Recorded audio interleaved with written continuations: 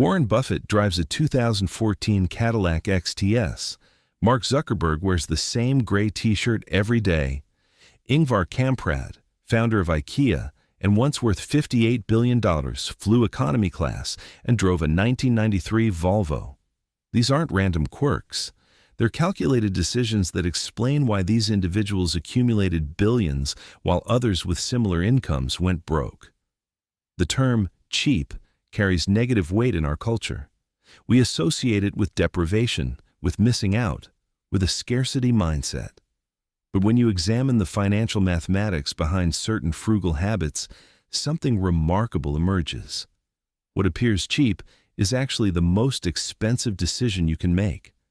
This isn't about clipping coupons or reusing tea bags. This is about understanding how small, repeated decisions compound into either wealth or financial mediocrity. The numbers tell a story most people never calculate. Today, we're examining 7 specific habits that wealthy individuals practice religiously.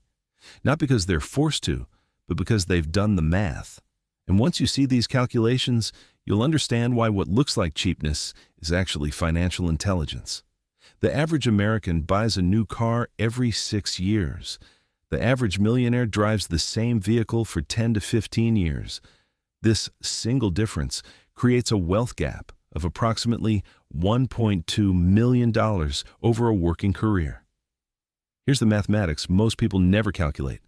A new $45,000 car depreciates 20% the moment you drive it off the lot. That's $9,000 vanished in 10 minutes. By year 3, that car is worth $27,000. You've lost $18,000 in 36 months, or $500 per month, just in depreciation. Now add the full coverage insurance premium of $1,800 annually, the $450 monthly payment at 6% interest, and the registration fees. The total cost of ownership for those first 3 years exceeds $34,000. Compare this to someone who buys a 3-year-old certified pre-owned vehicle for $27,000 and drives it for 10 years. The depreciation curve has already flattened. Over those 10 years, the vehicle loses another $15,000 in value, but the annual depreciation is only $1,500 compared to $6,000 for new car buyers. The insurance drops to $900 annually. The monthly payment at the same 6% rate is $290 instead of $450. Over 10 years, this person spends approximately $58,000 total, including all maintenance, insurance, and depreciation. The new car buyer, replacing their vehicle every 6 years, spends $142,000 over that same decade. That's an $84,000 difference per decade. Over a 40-year career, that's $336,000 in direct savings. But here's where the mathematics become extraordinary.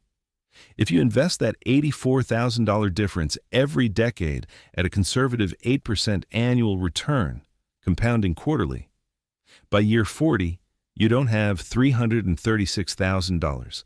You have $1,147,000. The person who chose status over mathematics is driving a depreciating asset while checking their bank account.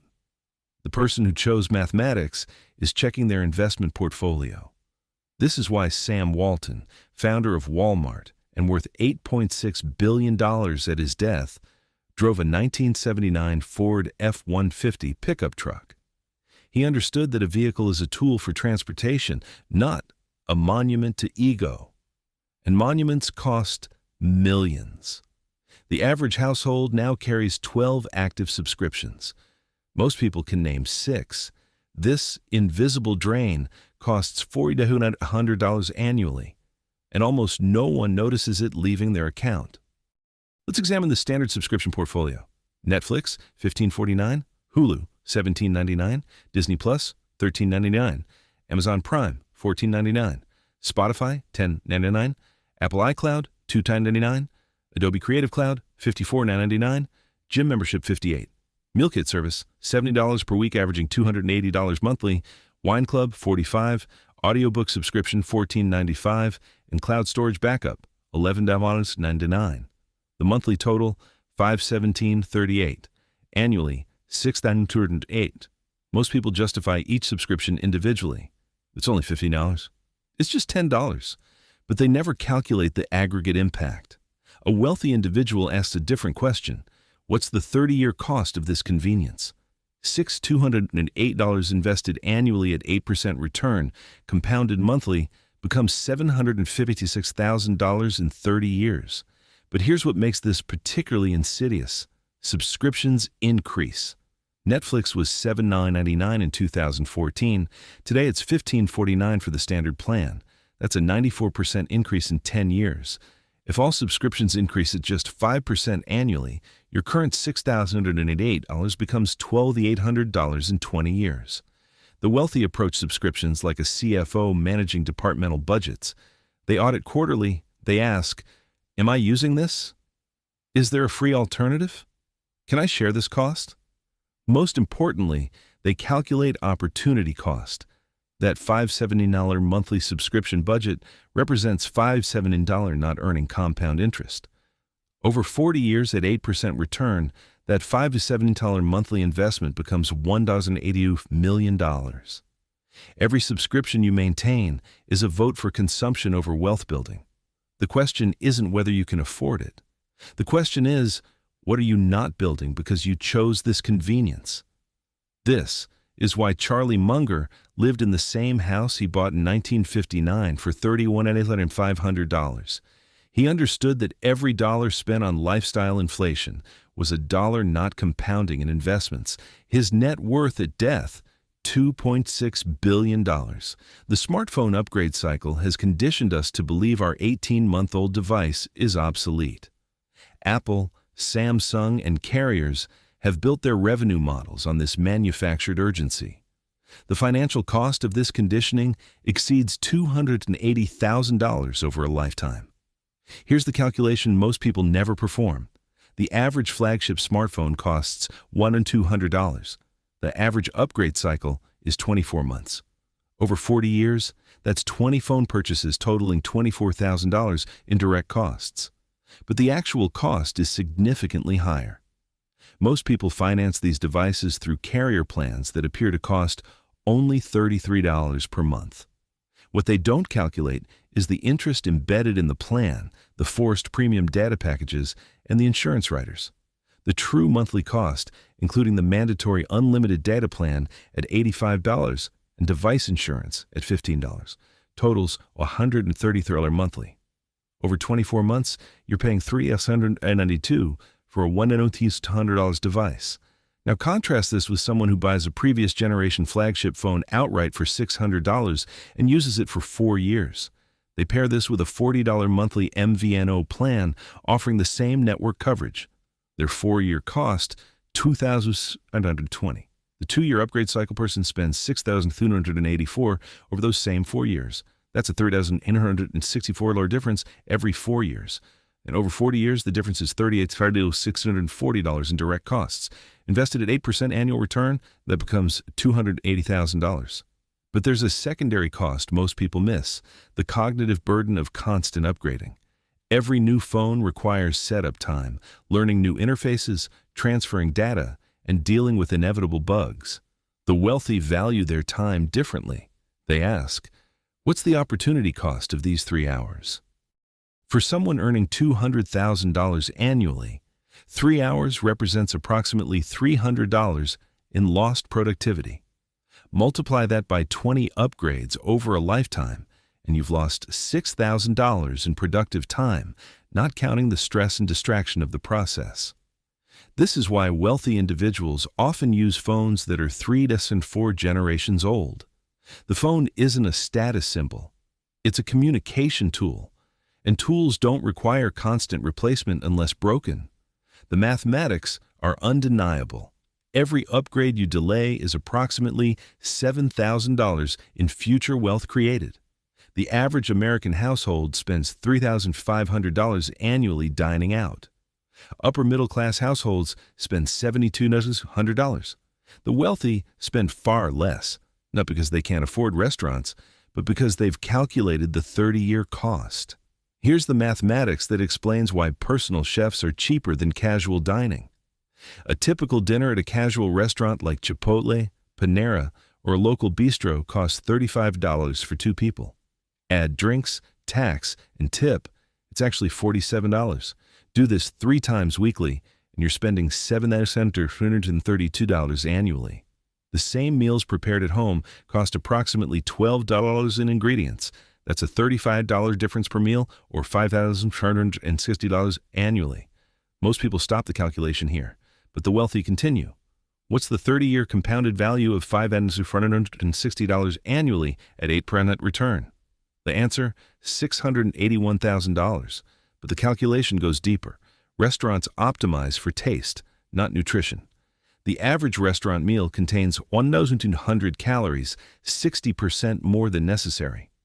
Over years, this leads to weight gain averaging 1.5 pounds annually for regular restaurant diners. After 20 years, that's 30 pounds. The healthcare costs associated with obesity-related conditions, increased insurance premiums, lost productivity, and reduced lifespan create a secondary financial burden of approximately $8,000 annually in middle age.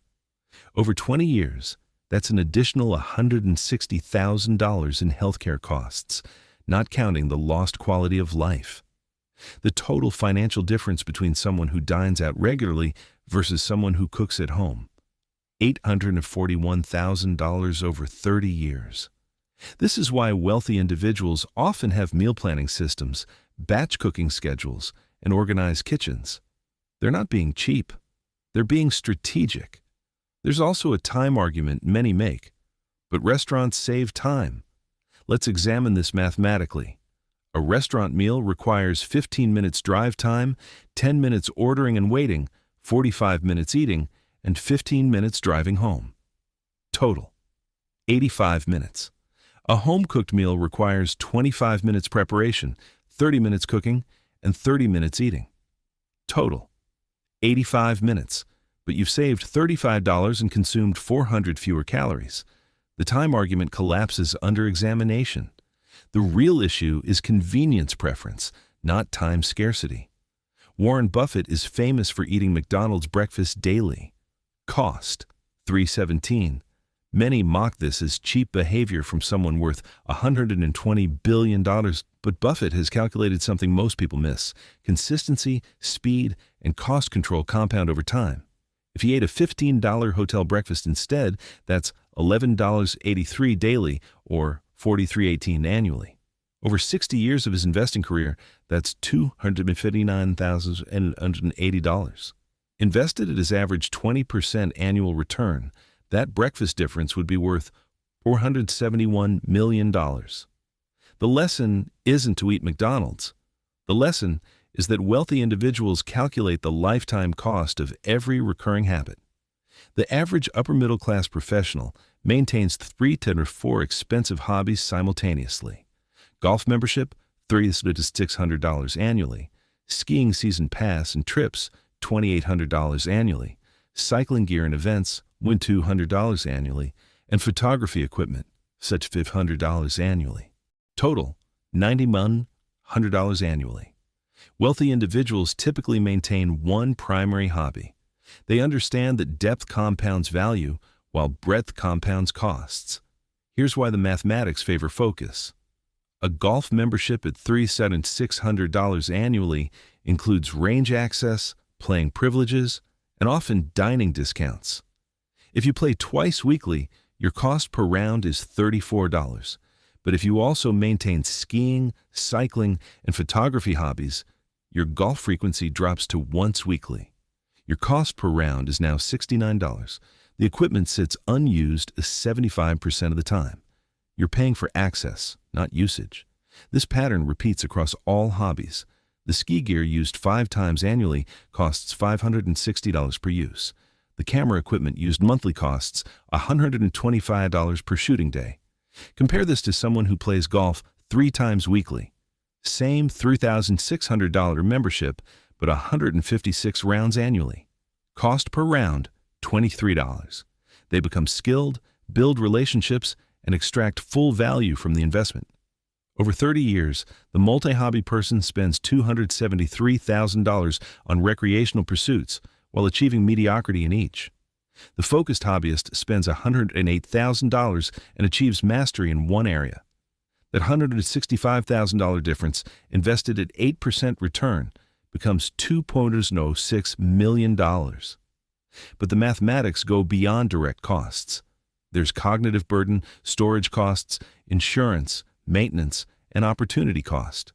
The person with 4 hobbies needs a larger home for equipment storage, adding $15,000 to home purchase price, carries higher insurance, $120 annually, and spends 40 hours yearly on maintenance and organization. The focused hobbyist needs no extra storage, carries minimal insurance, and spends 5 hours on maintenance. This is why many billionaires are known for singular obsessions. Bill Gates and bridge, Warren Buffett and reading, Mark Cuban and basketball. They've optimized for depth, not breadth. The lesson isn't to abandon diverse interests. It's to calculate the lifetime cost of simultaneous expensive hobbies. Most people collect hobbies like merit badges. The wealthy treat them like investment portfolios, concentrated positions in high-conviction areas. American households spend an average of $1,400 annually on holiday decorations, seasonal items, and celebration expenses. Upper-middle-class households spend $2,800. Over a lifetime, this represents $112,000 in direct costs, or $1,077 million in opportunity cost. Let's break down the typical annual holiday spending. Christmas decorations, $450. Halloween decorations and costumes, $200. Easter decorations, $80. Thanksgiving table settings, $150. 4th of July party supplies, $120. Birthday party decorations, $300. Seasonal home decor rotations, $500. Holiday cards and postage, $180. Wrapping paper and gift bags, $120. And seasonal clothing, $700. Total, $2,800 annually. Most people never aggregate these costs because they're spread across the year. The wealthy approach holidays differently. They ask, what's the return on this spending? Consider Christmas decorations specifically. The average household owns $1,100 in Christmas decorations stored 11 months annually.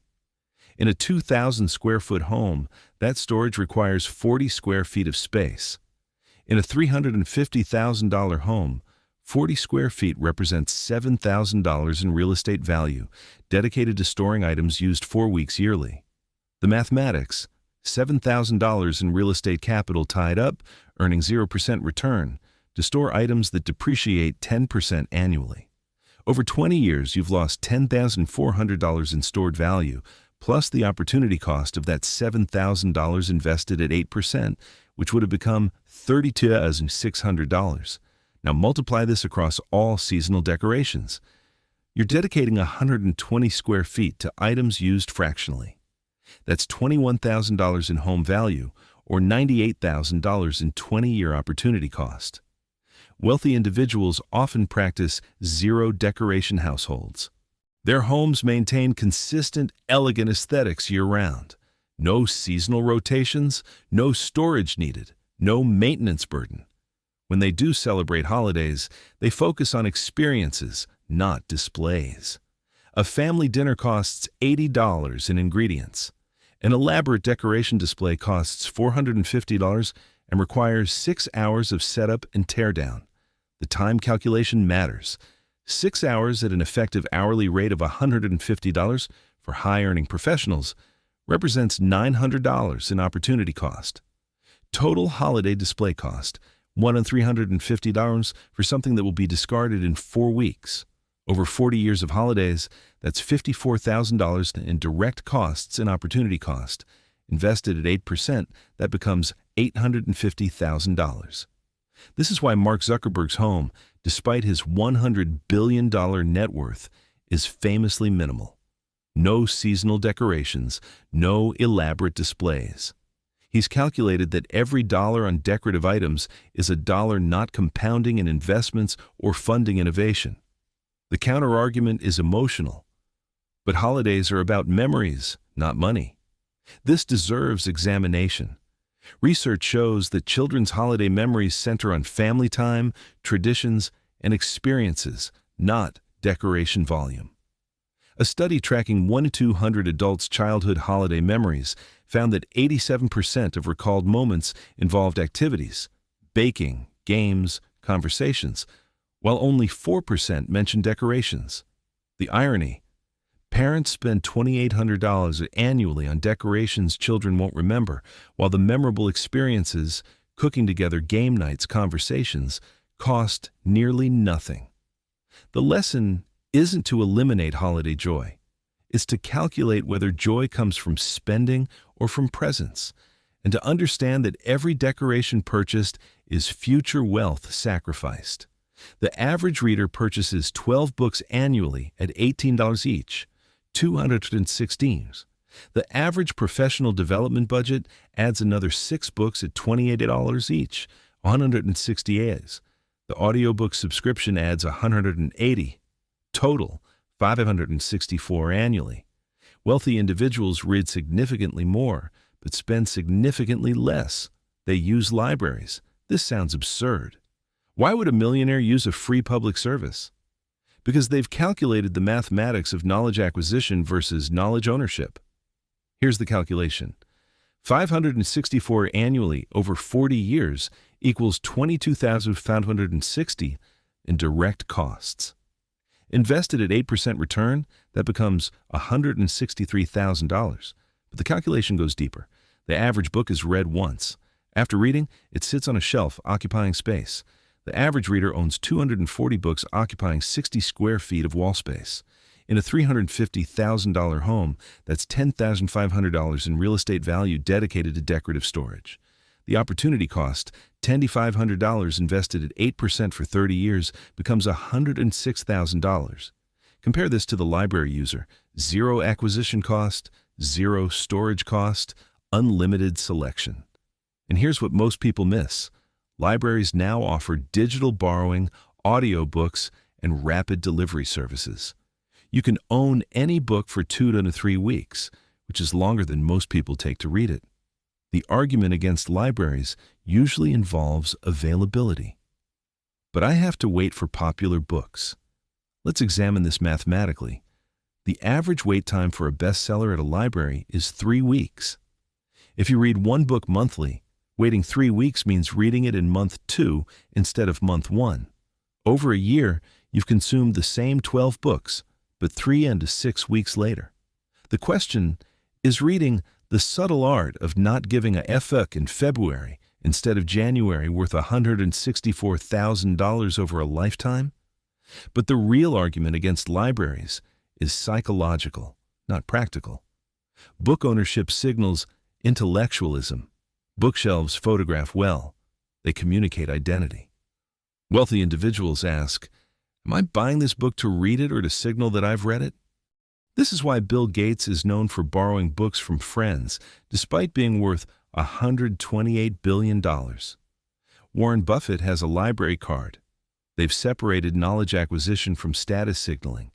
There's also a secondary benefit to library usage: selection discipline. When you must purchase every book, you read less selectively. You finish books out of guilt, not interest. The sunk cost fallacy drives completion. Library users abandon poor books freely, no guilt, no sunk cost. This improves reading quality and time efficiency. The mathematics extend beyond books. Libraries offer free access to magazines, 240 annual value; newspapers, 180 annual value; streaming services, 156 annual value; research databases, 480 annual value; and community event spaces, $600 annual value. Total library value accessed free, $2,220 annually, or $320,000 over 40 years at 8% compound return. The lesson? Knowledge and wealth both compound. The question is whether you're spending money to accumulate physical objects or investing money while accumulating knowledge. One depletes wealth, the other builds it. 7 habits, 7 calculations, 7 decisions that separately seem insignificant, but together explain why 2 people with identical incomes end up in completely different financial positions. The cumulative mathematics of these 7 habits over 40 years. Vehicle decisions. $1,247,000 subscription management, $1,820,000 or phone upgrade discipline, $280,000 home cooking, $841,000 hobby, focus, $2,060,000 holiday decoration restraint, $850,000 library usage, $320,000 total, 7 out, $418,000. These aren't theoretical numbers. They're compound interest calculations at conservative 8% annual returns. If invested in index funds, real estate, or businesses, the actual returns would likely exceed this. The person who dismissed these habits as cheap ends up with standard retirement savings of $680,000. The person who practiced these habits ends up with $8.1 million. The difference isn't income, it's decision architecture. Here's what's important to understand. The wealthy don't practice these habits because they lack money. They practice them because they respect money's compounding power. Every dollar unnecessarily spent is hundreds of dollars not created in the future. This is why Warren Buffett still lives in the house he bought in 1958 for $31,500. Why Mark Zuckerberg wears the same outfit daily. Why Ingvar Kamprad flew economy class. They understood what most people never calculate. Small habits, compounded over decades, create or destroy fortunes. The question isn't whether you can afford the restaurant meal, the new phone, the elaborate decorations. The question is, what are you not building because you chose these things? The mathematics don't lie. Every recurring expense is a vote for present consumption over future freedom. Every cheap habit is actually an expensive investment in your future self. The choice isn't between being cheap or generous. It's between financial mediocrity and financial excellence. Between hoping your income increases and guaranteeing your wealth compounds. The wealthy appear cheap to those who calculate in single transactions. They appear brilliant to those who calculate in decades. Which calculation are you making?